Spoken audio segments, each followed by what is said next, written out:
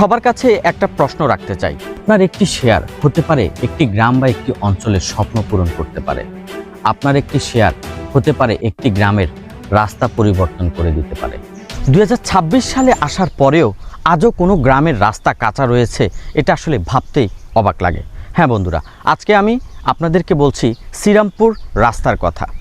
যেই গ্রামে মানুষের রাস্তার যে দুর্ভোগ সেটা আজও কিন্তু নিরসন হয়নি।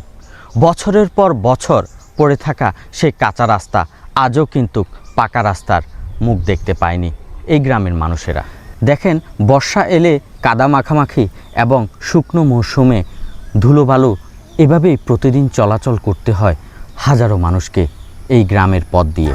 এই রাস্তা দিয়ে প্রতিদিন যেতে হয় কোমলমতি শিশুরা স্কুলে, রোগীকে নিতে হয় হাসপাতালে, কৃষকের ফসল পৌঁছায় বাজারে কিংবা বসত বাড়িতে। কিন্তু দুর্ভাগ্যজনক হলেও সত্য, আজও এই গুরুত্বপূর্ণ রাস্তা কাঁচা রয়ে গেল।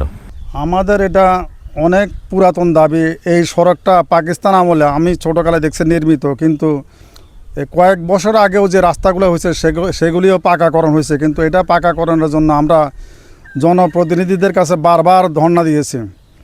ওনারা শুধু আমাদেরকে আশা দিয়েই রাখছে, কিন্তু কেন কি কারণে আমরা এত অবহেলিত সেই জিনিসটা আমরা আজও বুঝতে পারছি না। এটা আশিরপাট থেকে এটা আপনার ইসাপুরা বাজার যায় মিলছে রাস্তাটা, কিন্তু এখানে বিশাল সমাজ, শ্রীরামপুর শিবাখলা বিশাল সমাজ। এই দেখেন এই যে ছাত্রছাত্রীরা, আর দুই একটা বৃষ্টি হলে পরে এরা বাঁশের সাঁকু ছাড়া আর আসতে পারবে না, অথবা নৌকায়।